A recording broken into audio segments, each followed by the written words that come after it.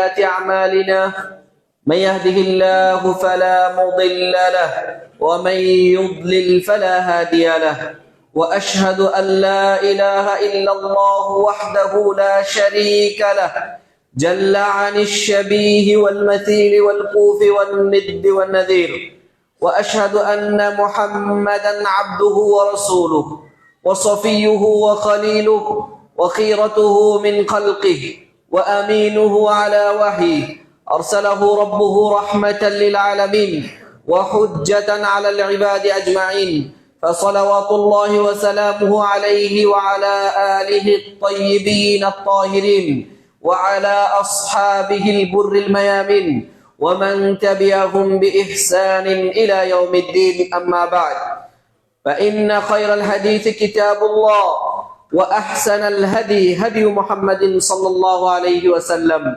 وشر الأمور محدثاتها وكل محدثة بدعة وكل بدعة ضلالة وكل ضلالة في النار أما بعد فأعوذ بالله من الشيطان الرجيم يا أيها الذين آمنوا اتقوا الله حق تقاته ولا تموتن إلا وأنتم مسلمون يا أيها الناس اتقوا ربكم الذي خلقكم من نفس واحدة وخلق منها زوجها وبث منهما رجالا كثيرا ونساء واتقوا الله الذي تساءلون به والأرحام إن الله كان عليكم رقيبا يا أيها الذين آمنوا اتقوا الله وقولوا قولا سديدا يصلح لكم أعمالكم ويغفر لكم ذنوبكم ومن يطع الله ورسوله فقد فاز فوزا عظيما الحمد لله যাবতীয় প্রশংসা সমস্ত গুণগান হামদ ও সানা সিজদা এবং শুকর তাসবিহ ও তাহলিল সে আল্লাহ রাব্বুল ইজ্জত ওয়াল জালাল সুবহানাহু ওয়া তাআলার জন্য যে আল্লাহ সুবহানাহু ওয়া তাআলা আমাদেরকে মেহেরবানি করে প্রত্যেকটি জুমার ন্যায় আজকেও জুমার সালাত আদায় করার জন্য মসজিদে সমবেত হওয়ার তৌফিক দান করেছেন, আমাদেরকে সুস্থতা দিয়েছেন, নিরাপত্তা দান করেছেন। সে মহান রবের দরবারে শুকরিয়া আদায় করছি আলহামদুলিল্লাহ হামদান কাসীরান তাইয়িবান মুবারাকান ফীহি। অতঃপর সহস্র কোটি সালাত ও সালাম পেশ করছি মানবতার মুক্তির দিশারি সাইয়্যিদুল মুরসালিন খাতামুন নবিয়্যিন সাইয়্যিদুল আউওয়ালিন ওয়াল আখিরিন সাইয়্যিদি ওয়ালাদি আদম নবিয়িনা মুহাম্মদ সাল্লাল্লাহু আলাইহি ওয়াসাল্লামের প্রতি, যে নবী সাল্লাল্লাহু আলাইহি ওয়াসাল্লাম আমাদেরকে সত্যের বাণী পৌঁছে দিয়েছেন, সেই নবীর উপর দরুদ পেশ করছি আল্লাহুম্মা সাল্লি আলাইহি আল্লাহুম্মা বারিক আলাইহি। সম্মানিত জুমার সালাতের মুসল্লিবৃন্দ, আজকের জুমার সংক্ষিপ্ত আলোচনার আলোচ্য বিষয় আল্লাহ রাব্বুল আলামিনের পক্ষ থেকে যারা লানত প্রাপ্ত। আল্লাহ যদি আমাদেরকে তৌফিক দান করেন তাহলে উক্ত বিষয়ে সংক্ষিপ্ত কথা বলবো বিইذنিল্লাহ। ওবিতাওফিকিল্লাহ ওমা তৌফিকি ইল্লা বিল্লাহ আলাইহি তাওয়াক্কালতু ওয়া ইলাইহি উনীব। সুবহানাকা লা ইলমা লানা ইল্লা মা আল্লামতানা ইন্নাকা আনতাল আলিমুল হাকীম। আল্লাহুম্মা আল্লিমনা মা ইয়ানফাউনা ওয়ানফা'না বিমা আল্লামতানা ওয়া জিদনা ইলমান। সম্মানিত জুমার সালাতের মুসল্লিবৃন্দ, আল্লাহ রাব্বুল আলামিন কোরআনুল কারীমের বিভিন্ন জায়গায় বিভিন্ন স্থানে কারা হেদায়েত প্রাপ্ত তাদের কথা বলেছেন, কারা আল্লাহর পক্ষ থেকে রহমত প্রাপ্ত তাদের কথা বলেছেন, কারা কাফের তাদের কথা বলেছেন, কারা মুমিন তাদের বৈশিষ্ট্য বলেছেন, কারা মুনাফিক তাদের বৈশিষ্ট্য বলেছেন। পাশাপাশি কোরআন এবং হাদিসে কিছু মানুষের কথা উল্লেখ করা আছে, কিছু আমলের কথা উল্লেখ করা আছে, পাপের কথা উল্লেখ করা আছে, যেগুলো পাপ বটে, কিন্তু সেই পাপ যারা করবে তারা আল্লাহর পক্ষ থেকে লানত প্রাপ্ত হবে, আল্লাহর পক্ষ থেকে তাদের উপরে অভিশাপ হবে। এরকম কিছু শ্রেণীর কথা আমরা প্রথমে বলার চেষ্টা করবো ইনশাআল্লাহ। সৃষ্টির সূচনা থেকে যদি শুরু করি তাহলে সর্বপ্রথম যে আল্লাহর পক্ষ থেকে লানত প্রাপ্ত তার নাম হচ্ছে ইবলিস। ইবলিসকে আল্লাহ তাআলা সর্বপ্রথম লানত প্রাপ্ত করেছেন, তার উপর আল্লাহর লানত। এবং লানত কেমন লানত, যেদিন থেকে লানত শুরু হয়েছে আর এটা মুছার কোনো উপায় নাই, একেবারে যেদিন দুনিয়া ধ্বংস হবে সেই দিন পর্যন্ত। শুধু তাই নয়, এই ইবলিসকে যারা এই দুনিয়ায় ইবলিসকে অনুসরণ করবে, বিচারের মাঠে যখন তারা তাদের অবস্থা বুঝে ফেলবে যে আমরা তো এবার ক্ষতিগ্রস্ত হয়ে গেছি, এটা বুঝার পরে তারা ওই অবস্থায় ওইখানেও তারা ইবলিসকে দোষারোপ করবে, অভিশাপ দিবে যে তোমার কারণে আমাদের আজকে অবস্থা হয়েছে। লানতটা চিন্তা করেন, তার লানতটা ভয়াবহ। আল্লাহ তাআলা তার ব্যাপারে বলছেন সূরা নিসার 118 নম্বর আয়াত, আল্লাহ তাআলা বলছেন লানাতুল্লাহ, আল্লাহর লানত কার উপর? ইবলিসের উপর। কেন? আপনারা সবাই জানেন আল্লাহ তাআলা আদমকে সৃষ্টি করার কথা বলেছিল, সে করে নাই, অহংকার প্রদর্শন করেছিল, আল্লাহর অর্ডারের ব্যাপারে সে উল্টা যুক্তি পেশ করেছিল যে আমি আদম থেকে শ্রেষ্ঠ, খলাকতানি মিন নার, আপনি আমাকে আগুন থেকে সৃষ্টি করেছেন, ওয়া খলাকতাহু মিন তিন, আর আপনি তাকে সৃষ্টি করেছেন মানুষ থেকে, আনা খায়রুম মিনহু, আমি তার থেকে শ্রেষ্ঠ। এই শব্দটা একটু মনে রাখেন, আগে বলে নেই তারপরে। এরপরে সে বলতেছে وقال لأتخذن من عبادك نصيبا مفروضا, আর আমি অবশ্যই আপনার বান্দাদের থেকে বিশাল একটা অংশকে প্রদস্ত করে দিব। শয়তানের ওয়াদা মতো সে কি কাজ করতেছে না করতেছে না? করতেছে। সে বলছে আপনি আপনার খুব কম বান্দাদেরকে শুকরিয়া আদায়কারী পাবেন। দেখেন তো, সারা পৃথিবী বাদ দিই, দেশ বাদ দিই, গোটা ফরাজি কান্দায় নামাজির সংখ্যা বেশি না বেনামাজির সংখ্যা বেশি? তাহলে ইবলিস তার সফল, তার প্ল্যানে সফল, সে তার কাজ, দাওয়াতি কাজ খুব ভালো চালাইতেছে, ঠিক না? ঠিক না? আমরাও দাওয়াতি কাজ করতেছি, আমার চেয়ে ইবলিস সফল বেশি। আমি নামাজের দাওয়াত দিচ্ছি, আমারটা কাজ হচ্ছে না, ইবলিসেরটা কাজ হচ্ছে বেশি। ইবলিস তার মিশনে একেবারে সে সফল। অধিকাংশ মানুষ আল্লাহর নাফরমানিতে লিপ্ত আছে। আল্লাহ তাআলা বলতেছেন সূরা হিজরের ওয়া ইন্না আলাইকাল লা'নাতা ইলা ইয়াউমিদ্দিন, শোনো ইবলিস, তোমার উপরে কিয়ামত পর্যন্ত অভিশাপ থাকবে। আরেক জায়গায় আল্লাহ তাআলা বলছেন ওয়া ইন্না আলাইকা লা'নাতি ইলা ইয়াউমিদ্দিন, কিয়ামত পর্যন্ত তোমার উপরে আমার পক্ষ থেকে লানত। এক জায়গায় আল্লাহ বলছেন এমনি অভিশাপ বলছেন শুধু, আর এক জায়গায় বলতেছেন তোমার উপরে আমার পক্ষ থেকে লানত, আমার লানত তোমার উপরে। নাউযুবিল্লাহি মিন যালিক। মহান রব হচ্ছে দয়ালু, মেহেরবান, রহিম, গফুর, গফফার। তিনি যদি লানত দেয় তাহলে তার অবস্থা কি? লানতের ব্যাখ্যায় মুহাদ্দিসগণ বলছেন, মুফাসসিরগণ বলছেন সে হচ্ছে আল্লাহর রহমত থেকে দূরে, তার উপরে আল্লাহর রহমত আর আসবে না। যেখানে আল্লাহ তাআলা লানত বলছেন, যত জায়গায় যাকে বলছেন সব জায়গার অর্থ হবে তাকে আল্লাহ ধমক দিচ্ছেন এবং সে আল্লাহর রহমত থেকে দূরে সরে গেছে, সে আর আল্লাহর রহমত পাবে না। এবার আসেন, ইবলিস লানত প্রাপ্ত হলো কেন? আমি তো আমলের কথা বলছি, ঠিক না? ইবলিস বলে দিলাম শুধু, ইবলিস কেন লানত প্রাপ্ত হলো? আপনার আদম এবং ইবলিসের ঘটনাটা শুনে কেউ কি এটা বুঝতে পারছেন যে ইবলিস কেন ক্ষতিগ্রস্ত হলো? একজন শুধু বলতে পারবেন হাত তুলে যে এই কারণে সে অভিশপ্ত হয়েছে? একজন বলছেন আল্লাহর হুকুম না মানার কারণে। আমি বড় মসজিদে, আপনাদের বড় মসজিদে খুতবার মধ্যে যে বিষয়ে কথা বলেছিলাম, আপনারা অনেকে হয়তো ছিলেন, ওইখানে আমি বলেছিলাম যে ইবলিস ক্ষতিগ্রস্ত হয়েছে অহংকার করার কারণে। কি করার কারণে? অহংকার। আল্লাহর অর্ডারও আছে, এটাও সে মানে নাই, কিন্তু মানে নাই কেন? অহংকার হওয়ার কারণে।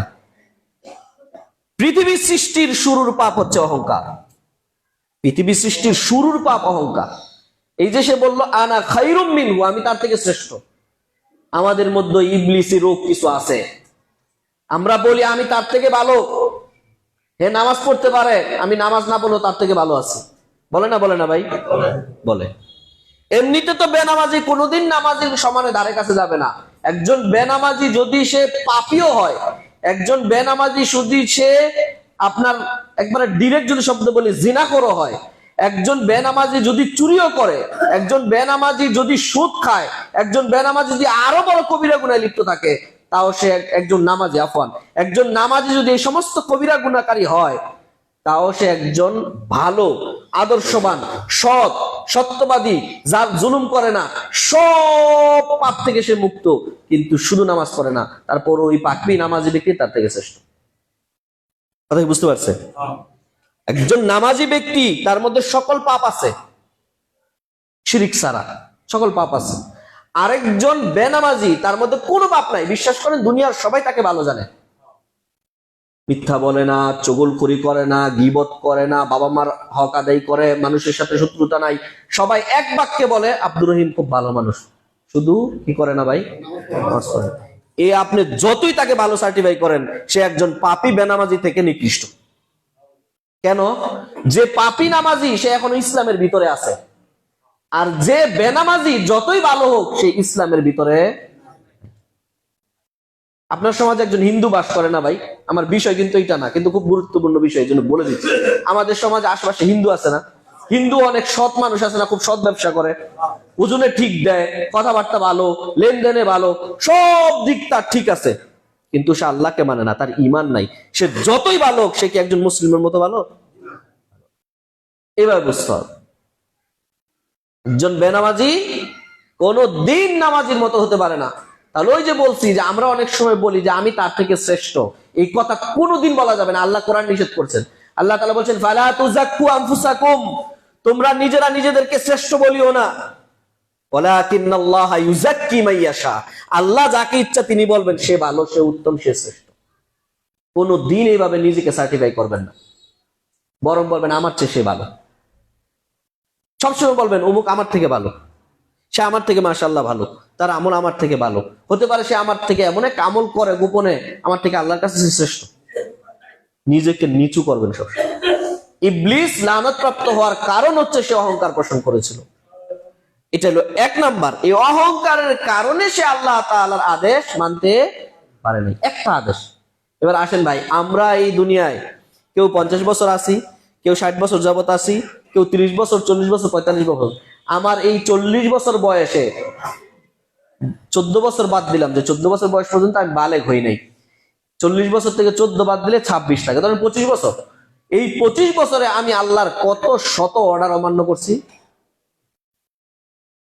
কত সহস্র অর্ডার অমান্য করেছি আল্লাহ, কখনো ইচ্ছা করে, কখনো আবার অহংকার পোষণ করে। আদম ইবলিস যে অহংকার করছে, এটা আল্লাহ তাআলা জায়গায় জায়গায় বলেছেন। আল্লাহ তাআলা বলছেন, ওয়াইদ কুলনা লিল মালাইকাতি ইসজুদু লিআদামা ফাসাজাদু ইল্লা ইবলিস, সমস্ত ফেরেশতারা আদমকে সিজদা করলো, ইবলিস ছাড়া। এবার আল্লাহ তাআলা বলছেন কেন সে করে নাই, আবা ওয়াস্তাকবার, অস্বীকারও করছে, অহংকারও করছে। ভাই, আপনি যখন আপনার ছোট বাচ্চাকে বলেন, এই আব্দুল্লাহ এদিকে আসো তো, যাও বাজার থেকে একটা নিয়ে আসো, ট্যাবলেট নিয়ে আসো, বলছে বাবা আমি যাইতে পারবো না, এটা একটা নিষেধ করা। একটা হলো দূর আমি যাইতে পারবো না, মানে আমার এখানে শুধু খালি অর্ডার দেয়। দুই নিষেধ কি এক হলো? নিষেধ এক না। ইবলিস আল্লাহর অর্ডার মানে নাই, ঠিক আছে, আদমও তো আল্লাহর অর্ডার অমান্য করছে। আদমকে আল্লাহ বলছে না ওই গাছের কাছে যেও না, তিনিও তো অর্ডার অমান্য করে গিয়েছেন। কিন্তু যখন তাকে আল্লাহ বললেন কেন গেলা, রব্বানা যালামনা আনফুসানা ওয়া ইল্লাম তাগফির, আল্লাহ ভুল করে ফেলছে, মাফ করে দেন। আল্লাহ সাথে সাথে মাফ করে দিলেন, দুনিয়ায় পাঠাইলেন, আল্লাহ নবী বানায় দিলেন। আর ইবলিসকে আল্লাহ বললেন কেন আমার অর্ডার মানলা না, বললো আমি শ্রেষ্ঠ, অহংকার করলো। আল্লাহ তাআলা বলেন ইন্নাকা রাজিম, তুমি অভিশপ্ত, তুমি লানত প্রাপ্ত ইলা ইয়াউমিদ্দিন, একবারে বিচার দিবস পর্যন্ত। তুই আদেশ না মানা একরকম হলো। আমরা যারা অহংকার করি, ইবলিসি চরিত্র আমাদের ভিতরে লালন পালন করতেছি। আমি একটু ভালো আরবি জানি, আমার ভিতরে অহংকার। হ্যাঁ, আমি ভালো ইংরেজি বলতে পারি, বাকি অন্যদের সাথে আমার মিলে না, আমার একটু অহংকার। আমার একটু টাকা পয়সা আছে, গরিবের প্রতি আমার অহংকার। আমার ক্ষমতা আছে, দুর্বলদের প্রতি আমার অহংকার। আমি মসজিদের ইমাম সাহেব, মুসল্লিদের উপর অহংকার। মসজিদের সভাপতি, ইমাম সাহেবের উপর অহংকার। একেবারে ইবলিসি চরিত্র, এগুলো বাদ দিতে হবে। এক নাম্বার কথা শেষ করলাম। 2 নাম্বার, কারা আল্লাহর পক্ষ থেকে লানতপ্রাপ্ত? যারা জালেম। দুনিয়াতে যারা জুলুম করবে তারা আল্লাহর পক্ষ থেকে কি প্রাপ্ত ভাই? অহংকার প্রাপ্ত। আল্লাহ তাআলা সূরা মুমিনুনের 58 নম্বর আয়াতে বলছেন, ইয়াউমা লা ইয়ানফাউ যালিমিনা মা'যিরাতুহুম ওয়া লাহুমুল লা'নাতু ওয়া লাহুম সুউদ দার। বিচারের দিন জালেম ব্যক্তিদের কোনো ওযর আল্লাহর কাছে গ্রহণযোগ্য হবে না। দুনিয়াতে যারা জালেম ছিল তাদের কোনো ওজর আপত্তি, তাদের কোনো উপকারে আসবে না। বিচারের মাঠে তাদের অবস্থা কি? ওয়ালাহুমুল লানাতু, তাদের উপর আল্লাহর পক্ষ থেকে অভিশাপ, ওয়ালাহুম সুউদ দার, আর তাদের জন্য খুবই মন্দ আবাসস্থল। মানে কি মন্দ আবাসস্থল? কি ভাই? জাহান্নাম। তাদের কোনো উযর আপত্তি আল্লাহ তাআলার কাছে উপকার আসবে না, বরং তারা আল্লাহর পক্ষ থেকে লানত প্রাপ্ত হবে, আর তাদের জন্য আবাসস্থল হচ্ছে জাহান্নাম। যারা জালেম, আজকে বিভিন্ন ভাবে বিভিন্ন রকম জুলুম আমরা করি, তো একটু বলবো ইনশাআল্লাহ। তারা আমরা হয়তো মনে করতেছি আমি যে জুলুম করতেছি আল্লাহ তাআলা মনে হয় আমাকে দেখেনও না, আল্লাহ তাআলা মনে হয় আমার কথা জানেনও না। আমরা অনেক সময় জুলুমের শিকার হইলে দোয়ার মধ্যে অনেক সময় বলে, আল্লাহ আপনি কি ওরে দেখেন না? আল্লাহ এত ধৈর্য আপনি ওরে, আসে না আমাদের। দেখেন আল্লাহ তাআলা কি বলছেন সূরা ইব্রাহিমের 42 নম্বর আয়াত। আল্লাহ তাআলা বলছেন, ওয়ালা তাহসাবান্নাল্লাহা গাফিলান আম্মা ইয়ামালুয যালিমিন আম্মা ইয়ামালুয যালিমুন। তোমরা জালেমরা যা করে এই ব্যাপারে আল্লাহ তাআলাকে গাফেল মনে করিও না। মনে করিও না আল্লাহ তাআলা তাকে কিছু দেখতেছে না, যে এত উপরে আল্লাহ থাকেন, এত কুয়াশায় ঢাকা থাকে, মেঘে ঢাকা থাকে, এত কিছু বের করে আল্লাহ দেখেন। কি বিশ্বাস? আল্লাহ দেখেন না? দেখেন। শুধু কি দেখেন না শোনেনও? শোনেন। মুসা এবং হারুনকে আল্লাহ বলছিলেন যাও ফেরাউনের কাছে, তারা একটু ভয় পাচ্ছিল। আল্লাহ তাআলা কি বলছিলেন? ইযহাবা ইলা ফিরআউনা ইন্নী মাআকুমা আসমাউ ওয়া আরা। তোমরা যাও ফেরাউনের কাছে, ভয় পায় না, আমি আছি তোমাদের সাথে। আল্লাহ কি বলছেন? আমি আছি তোমাদের সাথে, আসমাউ ওয়া আরা, দেখবো এবং শুনবো ফেরাউন কি করে তোমাদের সাথে। সুবহানাল্লাহ, সাহসটা কত বাড়ে চিন্তা করেন। হ্যাঁ, 5 নং আসনের এমপি ভবিষ্যতে যিনি হবেন, উনি এমপি হওয়ার পরে যে আপনারা বলেন এই তুই কর, তোর মনে যা চায় আমি আছি তোর সাথে, সাহসটা কেমন বাড়বে? তাহলে এটা যদি প্রধানমন্ত্রী আপনারা বলে তাহলে সাহস কেমন হবে? আর যদি বুশ-টুস যারা আছে ওরা যদি বলে তাহলে আরো কেমন সাহস বাড়বে? তাদের মতো কি আল্লাহ শক্তি? আল্লাহ হচ্ছেন মালিকুল আমলাক, সমস্ত মালিকের মালিক, সমস্ত ক্ষমতার ক্ষমতাশীল। আসমান জমিন যিনি বিচারের ময়দানে এক হাতের মুষ্টির মধ্যে নিয়ে নিবেন, সে আল্লাহ তাআলা বলছেন আমি দেখি। তোমরা মনে করো না আমি দেখি না জালেমরা কি করে, তাদের অবস্থা কি হবে বিচারের মাঠে। কেন এখন আল্লাহ তাআলা ধরেন? আল্লাহ তাআলা বলছেন ইন্নামা ইউআখিরুহুম, আল্লাহ তাআলা তাদেরকে অবকাশ দিচ্ছেন, লিয়াউমিন, ওই দিন পর্যন্ত, তাশখাসু ফীহিল আবসার, যেই দিন মানুষের চোখ উপরে যে তাকাবে পলক ফেলার সুযোগ পাবে না, ভয়ে ভীত সন্ত্রস্ত হয়ে থাকবে। ওই দিন পর্যন্ত আল্লাহ তাআলা জালেমদেরকে অবকাশ দিচ্ছেন। তোমরা মনে করো না আল্লাহ তাআলা কিছু দেখতেছে না। আল্লাহ তাআলার কথা হাদিসে আরেক জায়গায় ইউমলিলিজ যালিমিন, আল্লাহ তাআলা জালেমদেরকে অবকাশ দিয়ে থাকেন। যখন আল্লাহ তাআলা পাকড়াও করেন, এমন ধরে আল্লাহ। আদ জাতি কি বলেছিল জানেন? আদ একটা জাতি ছিল, হ্যাঁ, সামুদ আলাইহিস সালাম, এই সালেহ আলাইহিস সালামের খুব সম্ভবত আদ, হুদ আলাইহিস সালামের। তো ওরা দেহগতরে খুব লম্বা চূড়া শক্তিশালী ছিল। আপনারা কেউ মদিনা সৌদিতে গেলে কখনো যদি তাবুক সফর করেন তাহলে দেখতে পারবেন তারা পাহাড় কেটে কিভাবে বাড়িঘর বানিয়েছিল। তো তারা বলছিল ক্বালু মান আশাদ্দু মিন্না কুওয়া, তারা বলছিল আমাদের চেয়ে শক্তিশালী আর কে আছে? আল্লাহ তাআলা জবাব দিচ্ছেন আওয়ালাম ইয়ারাউ আন্নাল্লাহাল্লাযী খালাকাহুম হুয়া আশাদ্দু মিনহুম কুওয়া। তারা কি এটা ভেবেও দেখে না যে তাদেরকে যে আল্লাহ সৃষ্টি করেছেন সেই আল্লাহ তাদের থেকে অনেক শক্তিশালী? এমন ভাবে নিশ্চিহ্ন করছে, চিহ্নও নাই। ফেরাউন শক্তিশালী ছিল না, জালেম ছিল না, সে মুসা আলাইহিস সালামের উপর জুলুম করে নাই, বনী ইসরাঈলের উপর জুলুম করে নাই। আল্লাহ তাআলা নদীতে, সাগরে চুবাইতে দুনিয়া থেকে বিদায় করে দিয়েছে। বলছিল একটা সিঁড়ি বানাও, তো সিঁড়ি বানাও একটা। মুসার আল্লাহ কোথায় আছে একটু দেখে আসি। নাউযুবিল্লাহি মিন যালিক, কোরআনে আছে এগুলো, সূরা মুমিনের মধ্যে দেখবেন আছে। ফেরাউন আছে, এমন ভাবে নিশ্চিহ্ন হয়েছে, নাম নিলে মানুষ বলে লানাতুল্লাহি আলাইহি, তার উপর আল্লাহর গজব বর্ষিত। দুনিয়াতে কোন হিন্দুও তার সন্তানের নাম ফেরাউন রাখে? দেখছেন কোনদিন রাখতে? কিন্তু ঘরে ঘরে মুসা নাম আছে না নাই? আছে। আল্লাহ এমন ভাবে নিশ্চিহ্ন করে দিয়েছে, কোন জালেমকে আল্লাহ তাআলা ছাড় দেন না। নমরুদ কারো নাম হয় দেখছেন জীবনে? ওই নমরুদের পরে আর কারো নাম আছে নমরুদ? কেউ রাখে নাই। কোন বিধর্মী খ্রিস্টান, ইহুদি, মুশরিক রাখে নাই। আল্লাহ তাআলা এমন ভাবে জালেমদেরকে নিশ্চিহ্ন করে দেয়। আজও এই সমাজেও এই সময় এই শতাব্দীতেও যারাই জুলুম করবে এমন ভাবে নিশ্চিহ্ন হবে তার নাম নিশানা মানুষ নেবে না।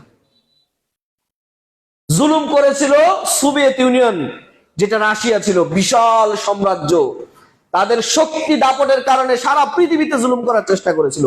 আল্লাহ তাআলা সোভিয়েত ইউনিয়নকে এমন টুকরা টুকরা টুকরা করলেন, এখন আর কেউ গুনায় নেয় না। পরে ইতিহাস পড়লে জানতে পারবো যে জালেম জুলুম আল্লাহ তাআলা সহ্য করেন না। কেন সহ্য করেন না আল্লাহ তাআলা? জুলুম একমাত্র যদি করতেন তাহলে আল্লাহর জন্য শাস্তি, কিন্তু আল্লাহ তাআলা হাদিসে কুদসিতে সহিহ মুসলিমে বলে দিচ্ছেন, নবী সাল্লাল্লাহু আলাইহি ওয়াসাল্লাম বলতেছেন, আল্লাহ তাআলা বলেন, ইয়া ইবাদি, হে আমার বান্দারা শোনো, ইন্নী হারামতু যুলমা আলা নাফসি, হে আমার বান্দারা শোনো, আমি আমার নফসের উপরে মানে আমি আমার নিজের উপরে জুলুম করাকে হারাম করে দিয়েছি। ফাজআলতু বাইনাকুম মুহাররামা, এরপরে শুধু থামি নাই, তোমাদের উপরও তোমরাও যেন জুলুমকে হারাম মনে করো এই নির্দেশ দিয়ে দিয়েছি। ফালা তুযালিমু, সুতরাং জুলুম করো না। সুতরাং কি করো না? জুলুম করো না। আল্লাহর নবী সাল্লাল্লাহু আলাইহি সাল্লাম সহিহ মুসলিমে বলছেন, ইত্তাকুয যুলমা ফাইন্নায যুলমা যুলুমাতুন ইয়াউমাল কিয়ামাহ, তোমরা জুলুম থেকে বেঁচে থাকো, কেননা এই জুলুম বিচারের মাঠে তোমার সামনে অন্ধকার করে দেবে, কিছু দেখতে পারবা না। অন্ধকার, বিচারের মাঠে অন্ধকার হবে, আলো হবে। একদল এক সাইডে সুখে থাকবে, আরেক দল কষ্ট পাবে। এখন যেমন এই সূর্য ওঠার কারণে সবাই তাপ ভোগ করে, বিচার মাঠে এটা থাকবে না। সূর্য ঠিকই মাথার কাছে চলে আসবে, কিন্তু পাপীদের কষ্ট দিবে, আর নেককাররা টেরই পাবে না। সুবহানাল্লাহ। কিন্তু জালেমদের সেদিন অন্ধকার হয়ে যাবে, আলো ছাড়া চলতে পারবে না। এই জুলুম তাকে সেখানে অন্ধকারে ফেলে দিবে।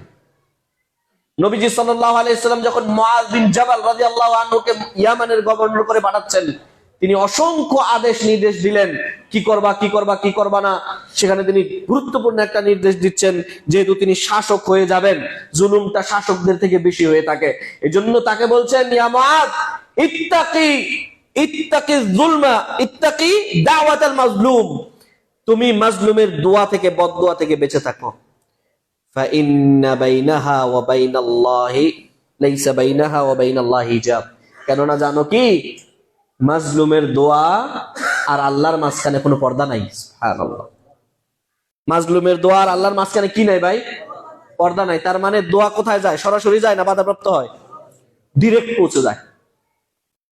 আপনি হয়তো দেখবেন এত জুলুম, তারপর আল্লাহ তাআলা কেন কবুল করতেছেন না? কোন কোন কিতাবের মধ্যে আসছে, তাহকিক করা না কথাটা, কোন কোন কিতাবের মধ্যে আসছে যে যেদিন ফেরাউন বলছিল আনা রব্বুকুমুল আ'লা, আমি তোমাদের সবচেয়ে বড় রব, ওই দিন থেকে নিয়ে ফেরাউনের মৃত্যু পর্যন্ত সময় ছিল 40 বছর।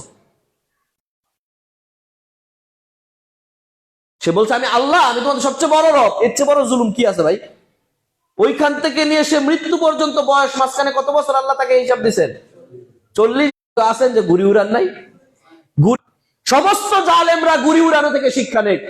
সমস্ত দুনিয়ার জালেম যারা আছে তাদেরকে মনে করা হচ্ছে যেন তারা ক্ষমতা পেয়ে গেছে, তারা অনেক পাওয়ারফুল হয়ে গেছে, কিন্তু রব যখন তাদেরকে পাকড়াও করবেন, আল্লাহর পাকড়াও থেকে বাঁচার, যে আপনার বাপের বোনের আপনার হুবুর সম্পত্তি দেন নাই, জুলুম হয় নাই? জুলুম। আপনি যে দোকানদার, ডাল মাপেন, তেল মাপেন, চাল মাপেন, 2 শটাক করে কম দিলে দৈনিক কত শটাক কম দিয়েছেন?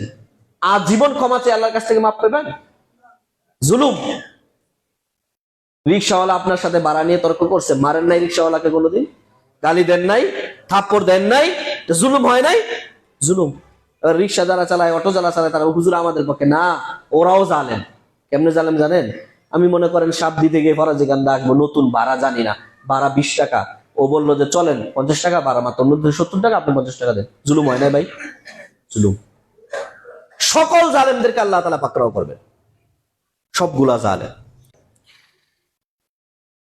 যে ব্যক্তি ঘুষ দেয় এবং যে ঘুষ খায় তার উপর রাসূল সাল্লাল্লাহু আলাইহি ওয়াসাল্লাম লানত করেছেন।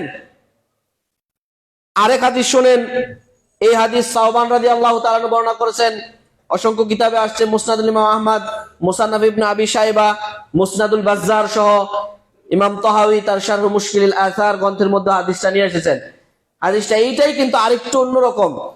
তিনি বলছেন, লাআনাল্লাহুর রাশিয়া ওয়াল মুরতাশিয়া ওয়ার রাইশাল্লাযী ইয়ামশি বাইনাহুমা, যে ব্যক্তি ঘুষ খায়, যে ব্যক্তি ঘুষ দেয়, আর যে ঘুষের ব্যবস্থা করে দেয়, উভয়ের উপর আল্লাহর লানত। কয় শ্রেণী? যে ঘুষ দেয়, যে ঘুষ খায়, আর যে ব্যবস্থা করে দেয়, তিনটা সমান। হাদিস সহিহ। আমাদের দেশে ঘুষ আছে না ভাই? ঘুষ আছে। এটা জুলুমের সাথে জড়িত। দেখেন, একজন ব্যক্তি 60 বছর সরকারি চাকরি করেছে, 60 বছর সরকারি চাকরির পরে তার পেনশন আসছে। এই পেনশনের টাকাটা নেওয়ার জন্য তাকে কয়টা অফিস ঘুরতে হয়, তাকে কয়টা টেবিলে ঘুষ দিতে হয়, তার নিজের প্রাপ্য টাকা সে আনতে পারে না ঘুষ ছাড়া। এর থেকে বড় জুলুম আর দুনিয়াতে কি হতে পারে? তাও এই শেষ বয়সে লোক হাঁটতে পারে না। যে আপনার কাগজ তো আসছে অনেক বাড়ি, চলতে পারে না, এটা চলার জন্য কিছু টাকা পয়সা লাগবে, তাহলে চলবে এটা, না হলে টেবিলে গিয়ে আটকা পড়ে থাকে। হ্যাঁ, টেবিলের উপর তলা আর নিচ তলার কাজ হাত দিয়ে ধরে না। অফিসার আবার নামাজ পড়ে, হাত দিয়ে ধরে না, টেবিলের ডয়ার খুলে দেয়, ওইটার মধ্যে রাখতে হয়, ধরলে আবার পাপ। এমন সিস্টেমের ঘুষ খায়। সম্মানিত প্রিয় উপস্থিতি, আরেকটা হাদিস শোনেন। ঘুষ সবচেয়ে বেশি কোন কাজে চলে জানেন? আমাদের সমাজে সবচেয়ে বেশি ঘুষ চলে বিচার কাজে। কেন? বিচারটা নিজের পক্ষে আনতে হবে। সেটা রাষ্ট্রের একবারে আদালতে বিচার হোক, ইউনিয়ন পরিষদে বিচার হোক, আপনার পৌরসভার অফিসে বিচার হোক, অথবা আপনার সমাজ, আপনার উঠানের বিচার হোক, এটা আমার পক্ষে আনার জন্য বিচারকের বাড়িতে রাত্রে আসা যাওয়া, তার হাতে কিছু হাদিয়া তোফা দেওয়া, যাতে করে নিজের কাছে বিচারটা চলে আসে। কারণ সে তো জানে যে এই বিচারে আমি লিগালি আমি জয়ী হতে পারবো না, এই কাগজ দ্বারা আমি এই জায়গা পাবো না, আমার দুর্বলতা আছে, আমার রেকর্ড মিস হয়ে গেছে, আমার দলিলে আমার নাম নাই বা পর্সাতে আমার নাম নাই, এটা আরেকজনের জমি আসলে আমি দখল করে খাই। টিকায় রাখতে হবে। সমাজে তো আমার একটা ইজ্জতের ব্যাপার আছে, মানুষ বলবে 30 বছর দখল করে খাইছি। এখন এই গুনাহ আরো কিয়ামত পর্যন্ত বাড়ানোর জন্য ঘুষ দেওয়া হইলো এই জমি রাখতে হবে। সেই জন্য সমাজে বিচার কাজ করার জন্য আমাকে ঘুষ দিতে হবে। সে ব্যাপারে দেখেন আল্লাহ নবী সাল্লাল্লাহু আলাইহি সাল্লাম একটা হাদিস বলতেছেন। হাদিসটা আপনার সহিহ ইবনে হিব্বান এবং তিরমিজির মধ্যে হাদিসটা আসছে। আবু হুরায়রা রাদিয়াল্লাহু তাআলা আনহু বলেন, নবীজি সাল্লাল্লাহু আলাইহি ওয়াসাল্লাম বলছেন, আর রাশি ওয়াল মুরতাশি ফিল হুকমি লাআনা রাসূলুল্লাহ সাল্লাল্লাহু আলাইহি ওয়াসাল্লাম আর রাশিয়া ওয়াল মুরতাশিয়া ফিল হুকমি। আল্লাহ রাসূল সাল্লাল্লাহু আলাইহি ওয়াসাল্লাম বিচার কার্যে যারা ঘুষ দেয় এবং যারা ঘুষ নেয় উভয়ের উপরে আল্লাহ লানত দিয়েছেন। একটা আসার শুনেন, ইবনে মাসউদ রাদিয়াল্লাহু তাআলা আনহু কি বলছেন। তিনি বলেন, আর রিশওয়া ফিল হুকমি কুফরুন ওয়া হিয়া বাইনান নাসি সুহতুন। তিনি বলেন যে ঘুষ খাওয়াটা যদিও মানুষের কাছে একটা শুধুমাত্র হারাম কাজ, কিন্তু জেনে রাখো ঘুষ খাওয়া হচ্ছে কুফরি। নাউযুবিল্লাহি মিন যালিক।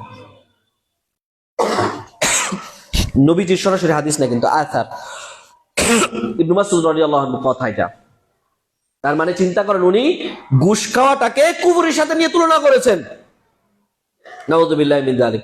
এখন যারা চাকরি করে তারা ঘুষ কেন খায়? যে ভাই 10,000 টাকা বেতন পাই, 15,000 টাকা বেতন পাই, এই বেতনে কি সংসার চলে?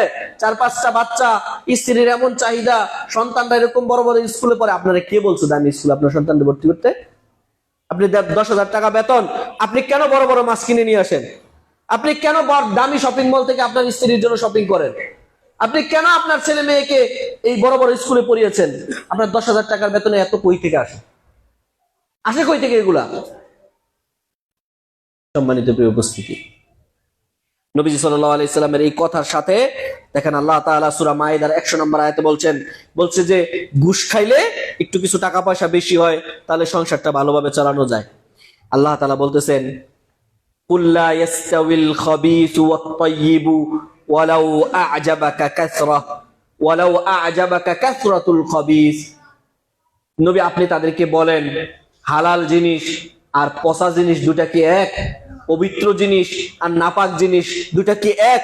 ওয়ালাউ আ'জাবাকা কাসরাতুল খাবিসি, যদিও তোমাকে খবিস অনেক বেশি তুমি পাইতাছো, ওই যে ঘুষ, যদিও তোমার বেতন 10,000 কিন্তু তুমি 1.5 লক্ষ টাকা কামাইতে পারছো মাসে, এটা যদিও তোমাকে অবাক করে, যদিও তোমাকে এটার দিকে আগ্রহ দেয়, তারপরও এই দুটা কোনোদিন সমান না। আল্লাহ তাআলা বলছেন, ফাত্তাকুল্লাহ, আল্লাহকে ভয় করো। ঘুষ নেওয়ার ক্ষেত্রে কি করো? আল্লাহকে ভয় করো। তাহলে কি হবে? লাআল্লাকুম তুফলিহুন, তাহলে তুমি সফলতা পাবে। তুমি মনে করো না 1.5 লাখ টাকা বেতন পাইলে তুমি সফল হয়ে গেছো, না, সফল হও নাই, তোমার বিপদ আছে। যারা চাকরির ক্ষেত্রে ঘুষ নিয়ে চাকরি দিয়ে দিচ্ছেন, তারা দুই পাপে লিপ্ত হচ্ছেন। এক, আপনি ঘুষ খাচ্ছেন, এইটা একটা বড় কবিরা গুনাহ। দুই নাম্বার হলো, এই পদে আপনি যাকে ঘুষ খেয়ে বসাচ্ছেন তার উপরও জুলুম করলেন, সেই চাকরির যোগ্য না, অবস্থা খারাপ করে দিবে সামনে। আর যে যোগ্য ছিল তার উপর জুলুম করলেন, তাকে চাকরি থেকে বরখাস্ত করলেন। চিন্তা করছেন, দুইটা মানুষের উপর জুলুম করলেন। যে অযোগ্য তাকে চাকরি দিলেন, সে তো কিছু বুঝবে না, অফিসিয়াল কাজে সমস্যা তৈরি করবে। যে যোগ্য ছিল তাকে আপনি তার হক থেকে বঞ্চিত করলেন, আবার আপনি ঘুষ খাইলেন, একাধিক পাপে লিপ্ত হলেন। আর একটা বলে বাদ পড়ে গেছে, ওয়ার রাইশাল্লাযী ইয়ামশি বাইনাহুমা, আর যে দুইজনের সুদ ঘুষখোর আর ঘুষদাতার মাঝখানে ব্যবস্থা করে দেয়, ওইটাও সমান পাপী, নবীজি বলছেন। কেমন? ভাই আমি তো ডিসি অফিসে কাজ করি, তোমার এই চাকরিটা দাও, আমি করাই দিই। ওইখানে কিছু কাজ টাজ এইটুকু স্যার যারা আছে ওদের চা পানি লাগে, 50,000 টাকা দিয়ে দিও।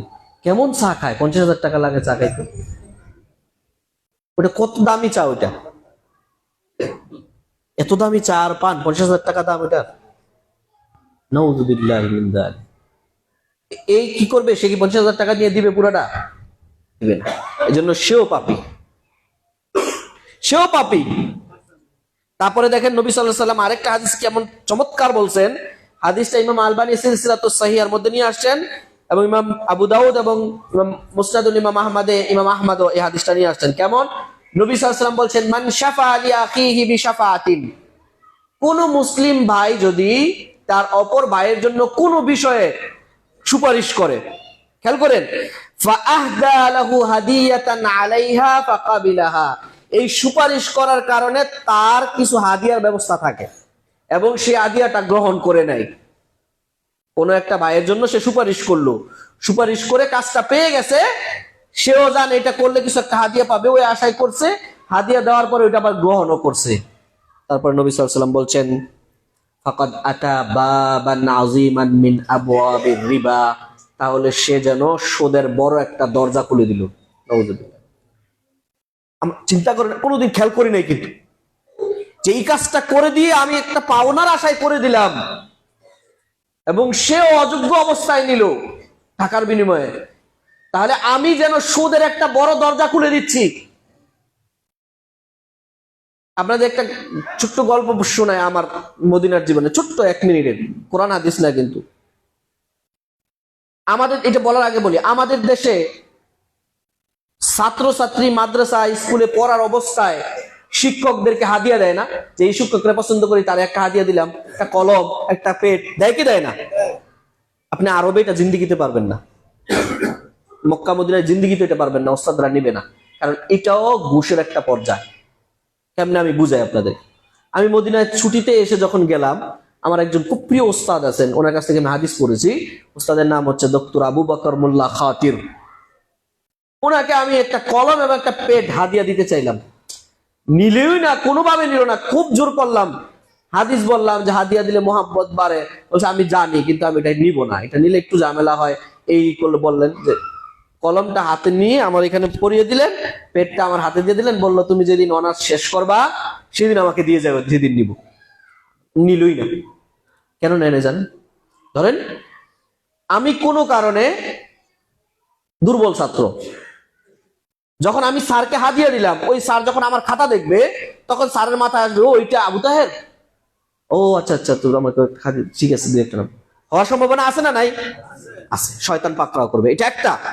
2 নাম্বার হচ্ছে, মনে করেন আমি প্রকৃতভাবেই ভালো নাম্বার পেয়েছি আমার গুণেই, কিন্তু অন্য ছাত্র ভাইরা, ছাত্রী ভাইরা বা টিচাররা জানে যে এই শিক্ষকের সাথে আমার একটু হাদিয়া লেনদেন হয়, তারা মনে করবে যে ওস্তাদ মনে আমাকে এমনি নাম্বার দিয়ে দিছে।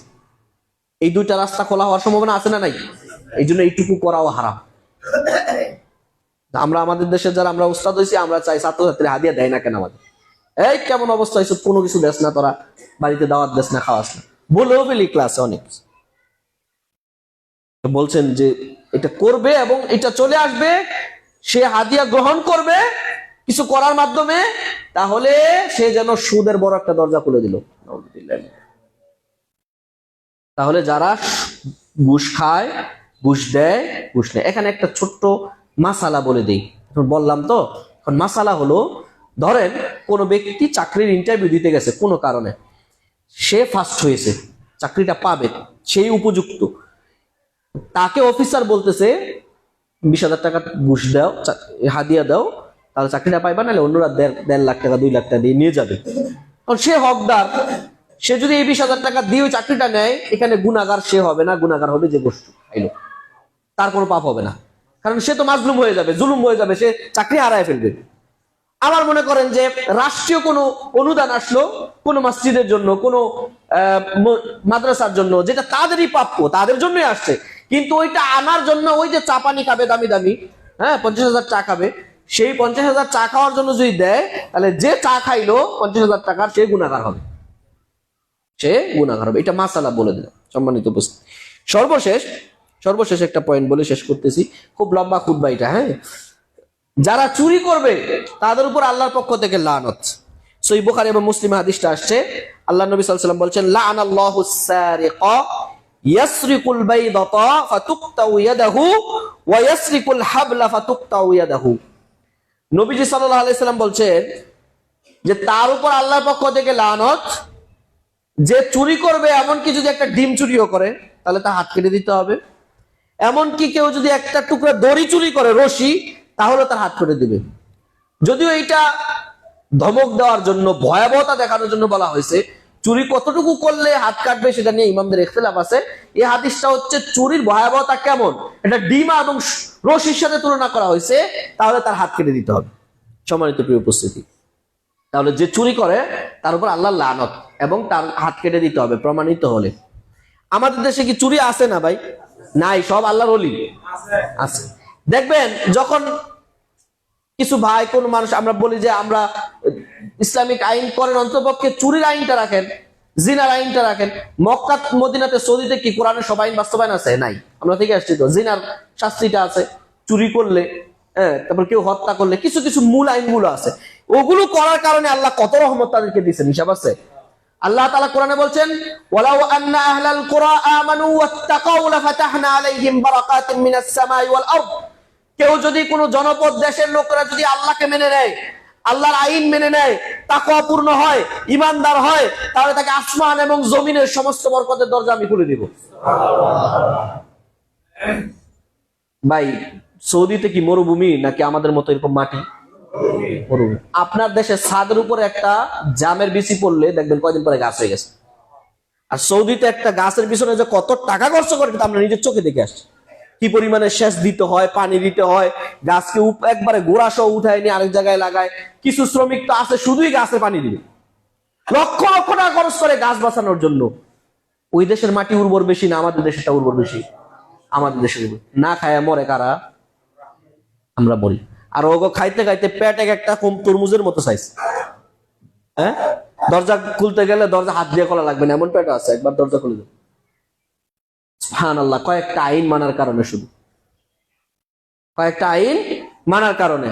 তাহলে আমাদের দেশে যখন আমরা বলবি চুরির আইনটা রাখেন, হাত কেটে দেন, তখন এক শ্রেণী বলে এই যে হুজুররা হচ্ছে বর্বর, ইসলাম হচ্ছে বর্বরতার ধর্ম, মধ্যযুগীয় ধর্ম, তারা হাত কেটে দিতে বলে, তারা শুনে চলাতে বলে, তারা ব্যত্রাঘাত করতে বলে, তারা হত্যার বিনিময়ে হত্যার কথা বলে, এগুলো মধ্যযুগীয় ধর্ম, এগুলো চলবে না। তাদেরকে আমি প্রশ্ন করতে চাই, একটা মানুষ যখন চুরি করে চোর হিসেবে বিবেচিত হবে, তার হাত কেটে দেওয়া মানে কি তাকে দুনিয়া থেকে বিদায় করে দেওয়া?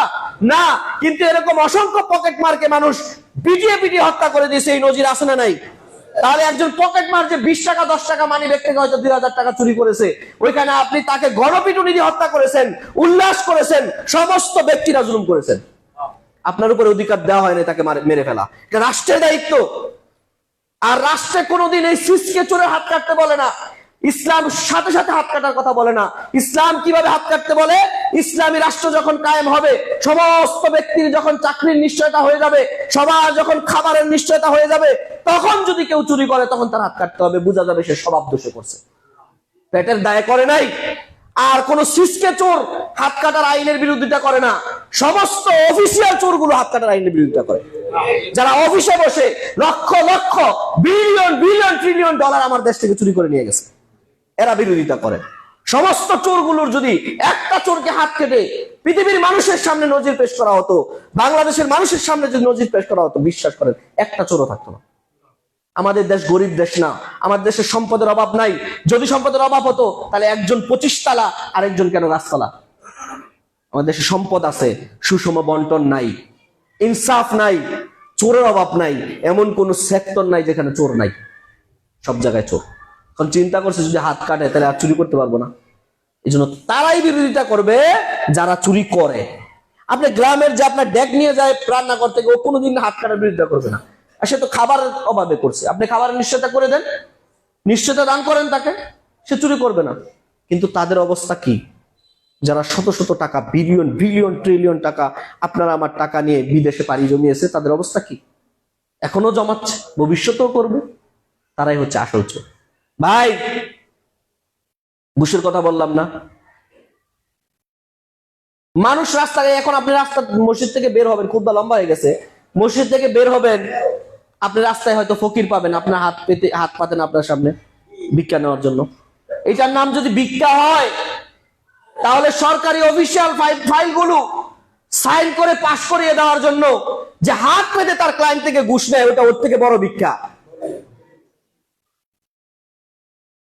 রাস্তাঘাটে ছুরি আর চাকু আর অস্ত্র দিয়ে মানুষের জীবনের ভয় দেখিয়ে যে সম্পদ লুণ্ঠন করা হয়, এর নাম যদি সন্ত্রাসী আর ছিনতাই আর ডাকাতি হয়, তাহলে কলমের খোঁচা দিয়ে কারো চাকরি নষ্ট করে দিয়ে ঘুষ এবং সুদ খাওয়ার নাম তার থেকে বড় সন্ত্রাসী। সব থেকে বড় সন্ত্রাসী ওটা কলম সন্ত্রাস।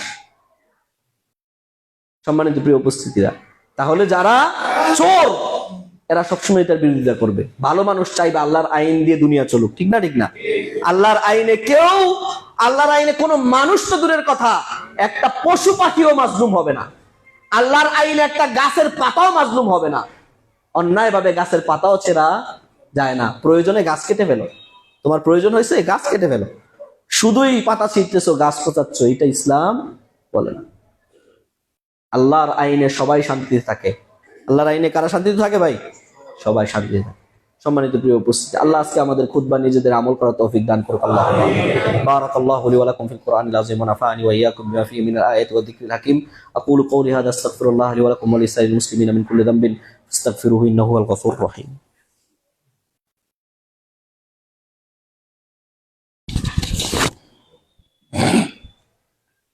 আলহামদুলিল্লাহ, আলহামদুলিল্লাহ।